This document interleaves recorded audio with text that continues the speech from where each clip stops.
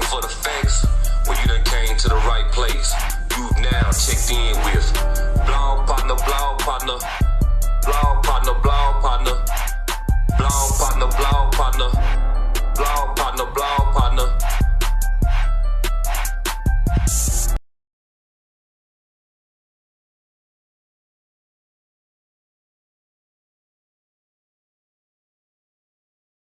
Here it is, here it is. It's your boy Blog Partner.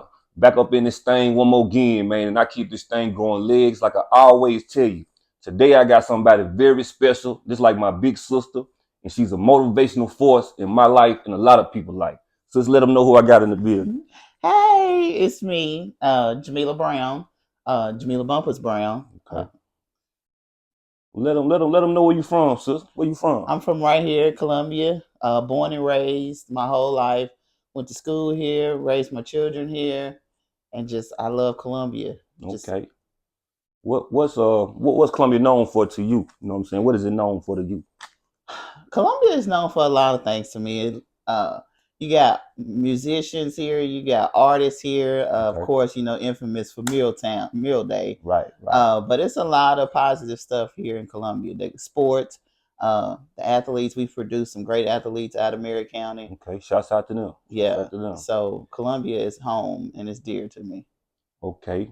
Let them know how did being from Columbia rub out for you? Being from Columbia taught me a lot.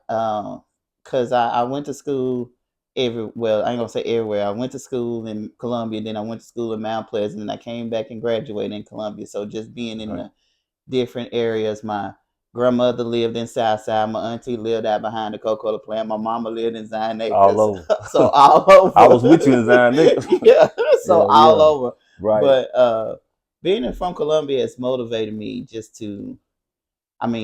that's why I got into helping, doing stuff in our community.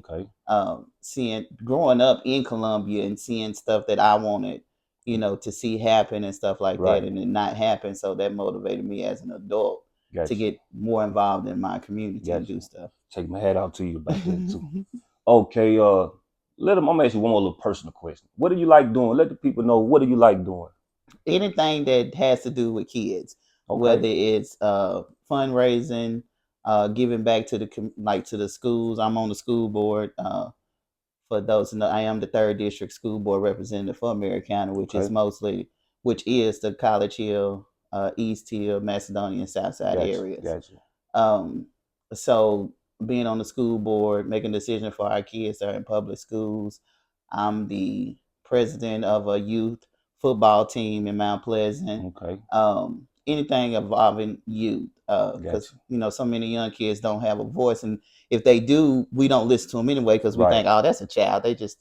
A child need to stay in a child's place. But kids have opinions too, and they know how they want to be treated and how they, what they want to see in their life. So that's what motivates me the most is children.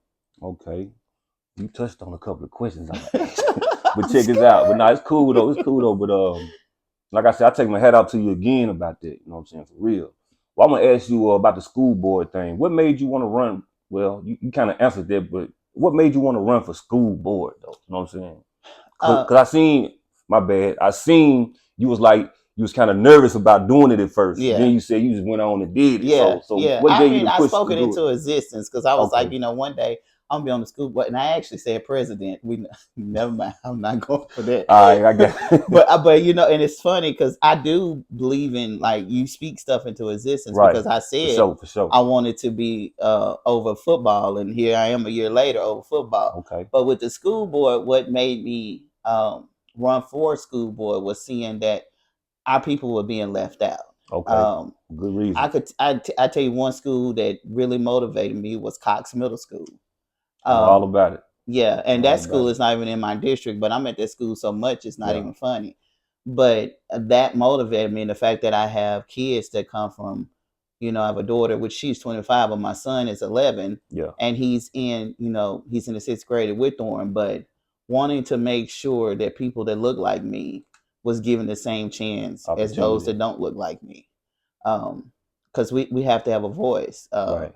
And we have to have somebody that's not scared to speak up for for people. Exactly. Even though I represent the 3rd district, I am my title is 3rd district representative, but it's for the Marion County Public School. Okay. So I represent all 1,300 students in our school system. 13,000, not 100. I'm sorry. How was it though? How was it doing that? I mean, how is it? It's good. You have to be very careful sometimes because people will try to get you to come out of character. Yeah.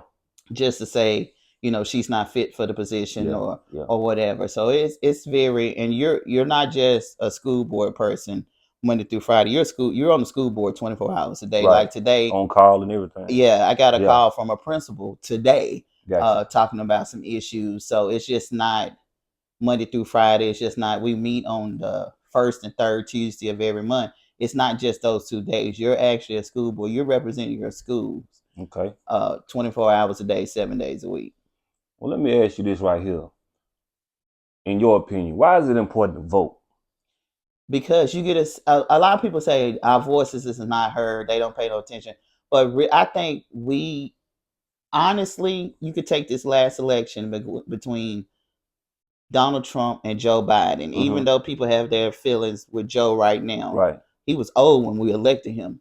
But when you have over 7 million people say they want somebody else different, votes matter. Votes definitely matter. Yeah. I mean, and more so on a local level. Like we just went through an election on August the 1st, and the turnout was terrible. Even when I ran for school board, I beat my opponent by 53 votes. Yeah. And we're in one of the largest districts in Marion County. The 3rd district is one of the largest districts. But it's very important to vote, and I will tell you, every vote does count because, like I said, I beat my opponent by 50 something. That's what I wanted them to hear because people, like you said, people think I ain't gonna matter, but yeah, living proof. You know what I'm saying? And especially on a local level. Local level involves you more than so much as the presidential. Because voting for president is good, but voting on a local level is better because that's your governors, that's your city mayors, there's your county mayors, there's your school board, there's your county commissioners, there's your city. Those are the people. We are the people to make decisions for Columbia. Right here. Something we can feel like right away. Yeah. So voting is very important. Voting is very important. Well, check this out, man. I've been doing my homework on you, and I already knew this, but how long you been messing with the radio? You've been dealing with the little radio. What you been doing? It's a long time. I seen today on my time hop. Actually, it was I think it was 7 years because I used to have my own show, and now I just go on occasionally and speak like on the radio, local radio shows here, and anytime because I'm on the school board. So anytime it's a basketball game, a football game, and I'm there, they always stop and be like, "Hey, come talk." Okay. So and I've been thinking about getting back into radio, but I'm gonna have to take some of these hats off first before you wear them hats now. Add something else to my plate. Check this out, man. And I'm pretty sure why they want you to come on the radio because of your personality. Yeah. And you always have had a personality. Let them know. I mean, because you don't hold back and you put a person in good moods. You know what I'm saying? When you say what you say. So where does your personality come from? It just comes from everyday life. I really got a funny family. Okay. And I tell people all the time, sometimes my humor or being sarcastic, it does piss people off. It has gotten me in trouble and arguments and almost some fights. But I mean, it's coming from a good place. I like to laugh because you never know what a person is going through. And if you can put a smile on their face, then you just might stop somebody from jumping off a bridge. Yeah, you're right about that. So yeah, my personality is I mean, I do it because I myself have experienced dark places. Right. We're gonna get to it. Yeah, I got you lined up. So I do whatever I can to make sure that the next person is just laughing, having a good time. For sure. Well, I'm gonna ask you this right here. Where does your dedication come from? Because you seem like a real dedicated individual. I ain't gonna say you seem like you are a real dedicated individual. So where does your dedication come from? It actually come from my mama being raised by a single parent. She was Sarah. She was a strong lady. I was raised by not even just my mom, my grandmama. My grandmama raised after her husband died. She raised 7 kids on her own. So just my dedication coming from seeing women in my family, not just the women. I can't take nothing from my uncles and cousins too. Okay. just hard work. Our family, we've always been the type of family. If we give you our word, we're gonna stand on it. Gotcha. So that's where my dedication comes from, and I'm not one to slow down. I like going. I like staying busy. I like going. I like try to stay positive as much as I can. That's what's up. Well, shout out to the fam. Shout out to the fam. Why is it so important to speak to the youth these days? For us to speak to them, you know what I'm saying? Because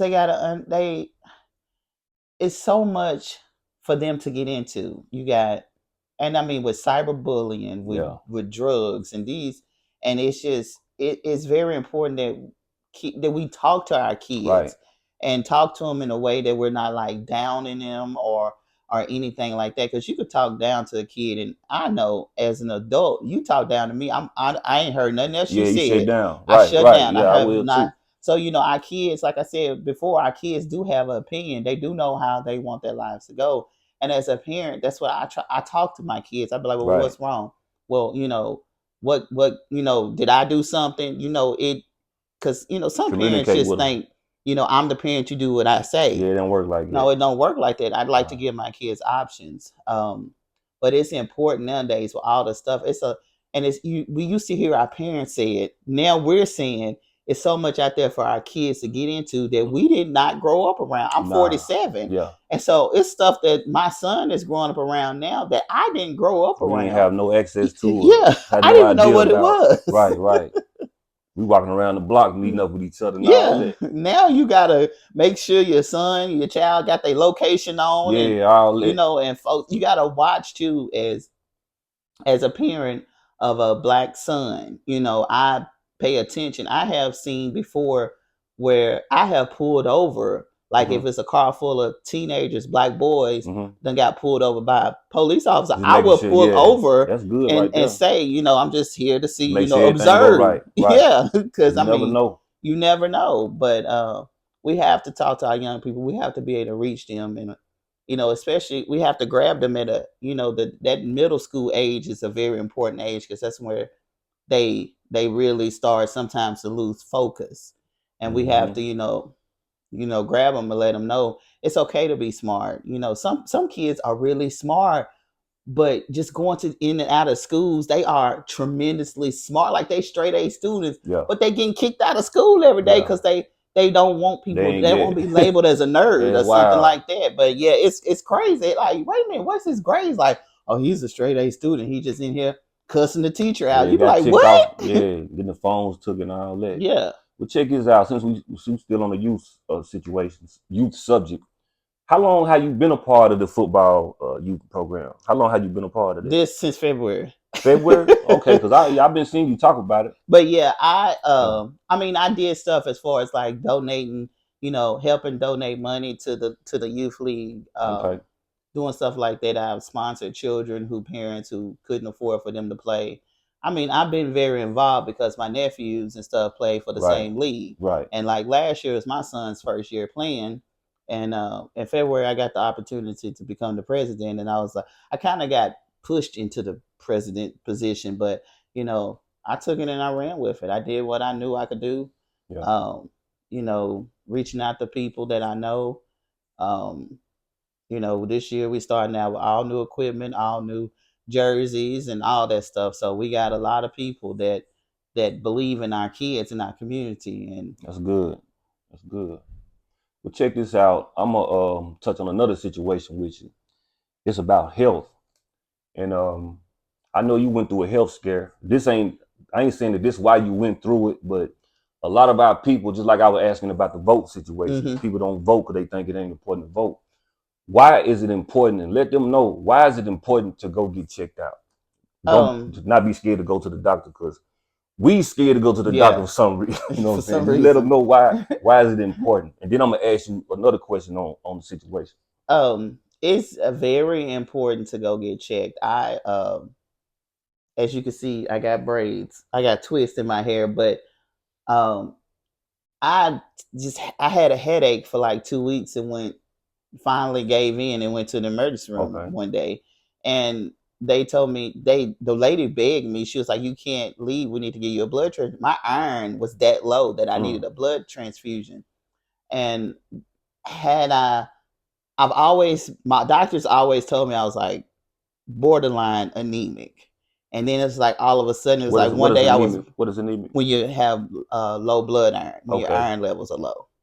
They've always told me I was borderline. It's like one day I went from borderline to straight full blown anemic. And so the story today, when I went to the emergency room, the lady told me that she played it off as I had braids in and I was having a headache because my hair was heavy. Oh.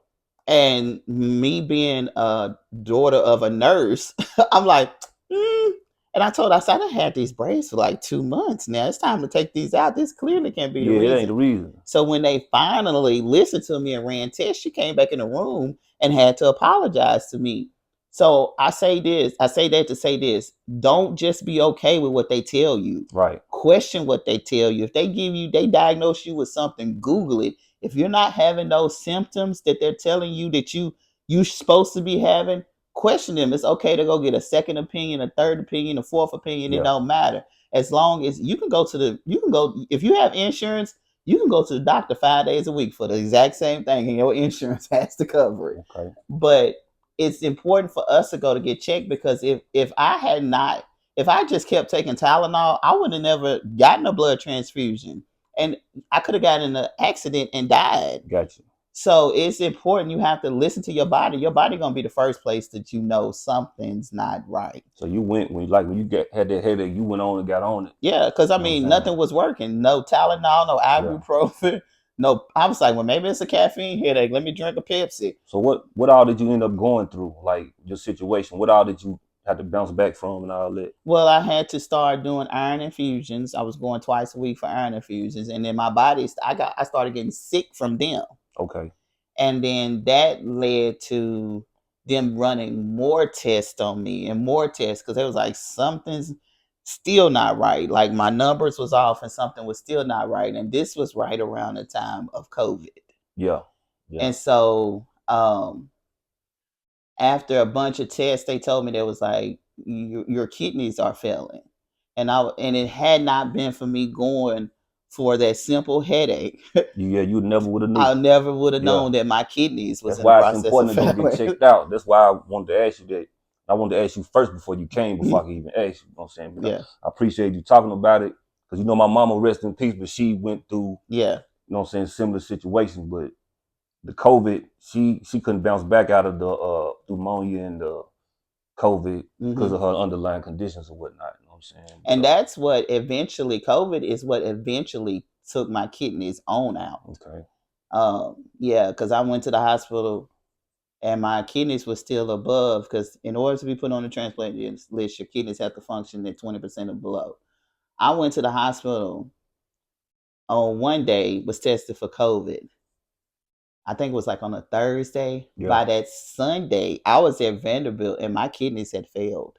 But you was already underlying conditions because of the other situation. Yeah, because the other situation. Yeah. But you got your kidney, you doing good. Yeah. You didn't reject it or nothing like that. No, it took me 2.5 years to get one, but I did. In March of this year, I got a kidney.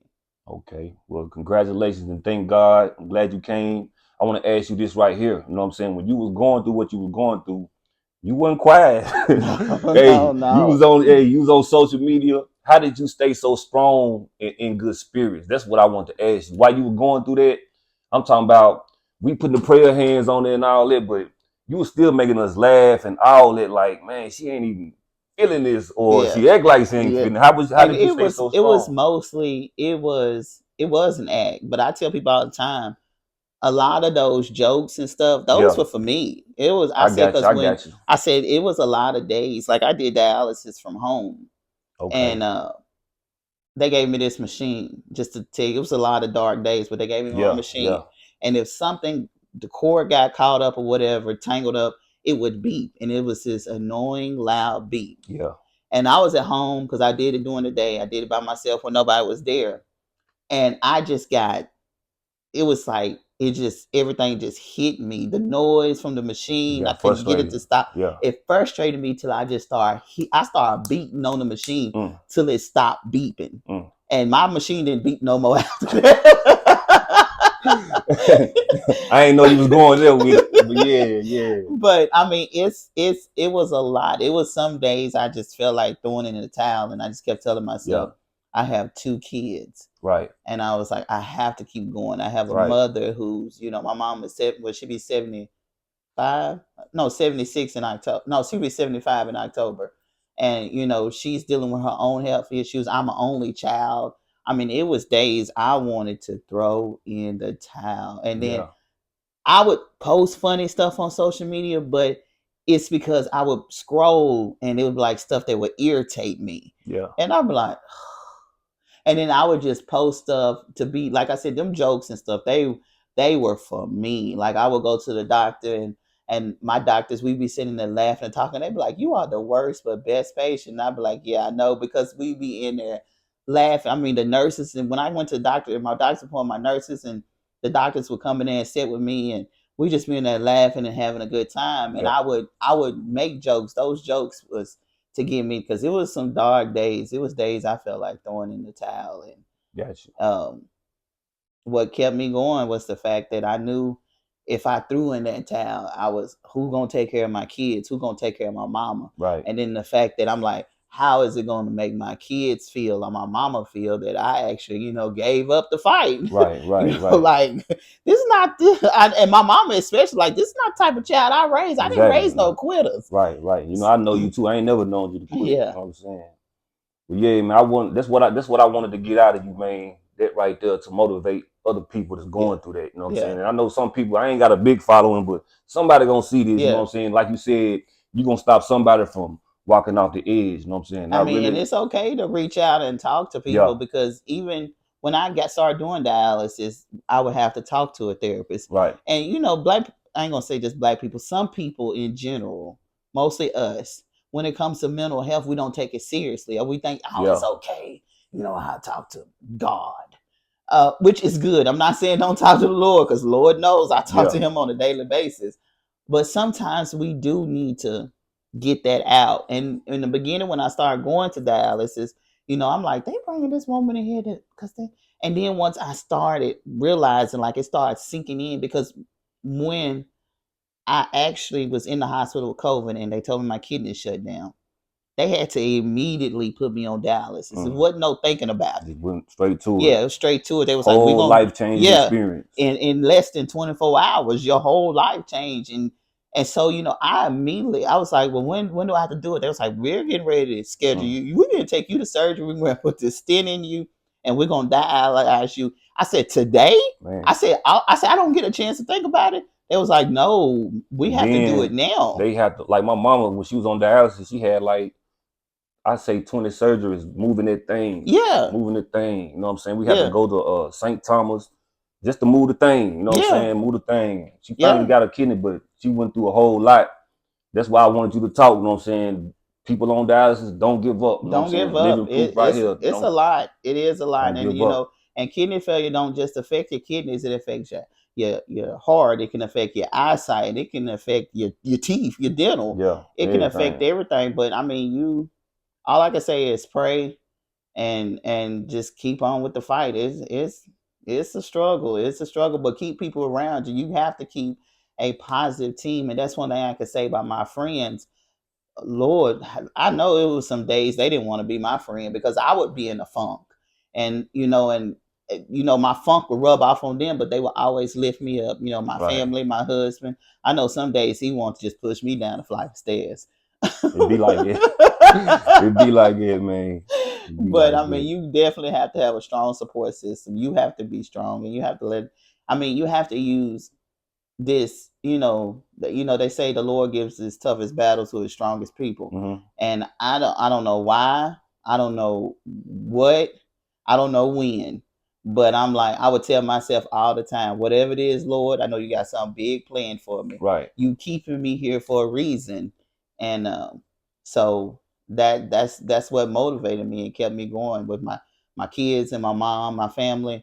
But the fact that I was like, okay, you got me here for a reason, Lord. So I'm gonna try to act right sometimes. So what's next for you?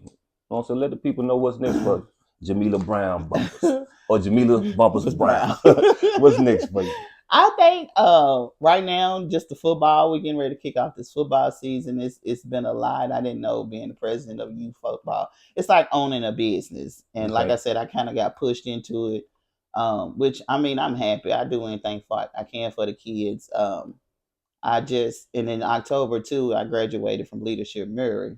Was that no, not October. I'm sorry, May. October is when I started it. Okay, congratulations on that. Yeah, that's another thing I tell people to get involved with. If you in kind of, have any kind of business in Columbia, even if you don't have a business, it was people there that just worked.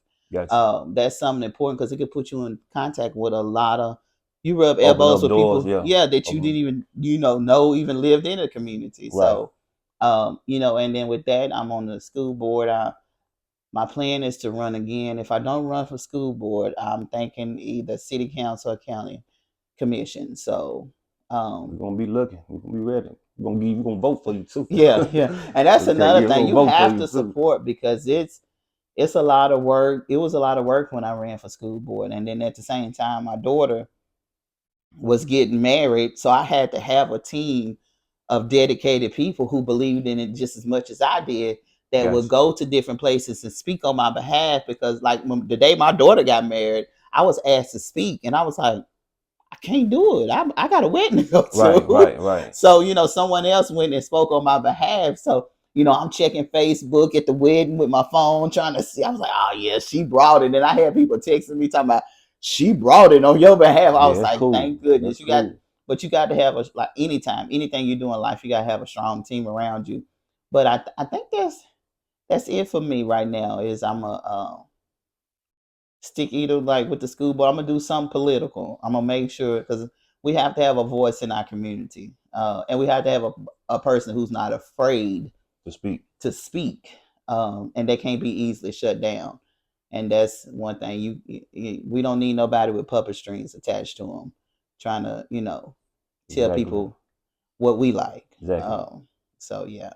Well, I appreciate you coming through, you know what I'm saying? And you always welcome on my platform. Well, thank you. I'm coming when you get yours back going, I'm gonna get on yours too. But just look in there and let them know like your social media, you know what I'm saying, where they can find you if they want to reach out to you, like Facebook or something. Yeah, like that. Facebook. I'm on Facebook as Jamila Bumpas Brown.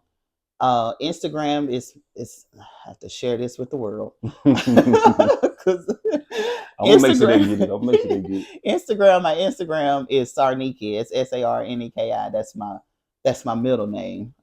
So them and Facebook and Instagram is the only two platforms that I'm on. I'm on Twitter too, but I never really go on there.